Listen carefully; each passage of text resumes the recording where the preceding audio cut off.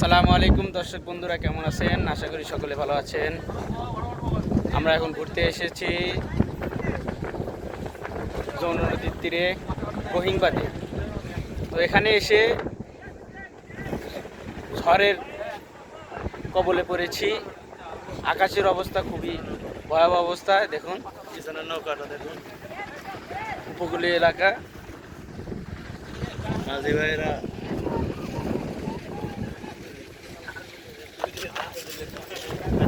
অবস্থা খুব ভয়াবহ।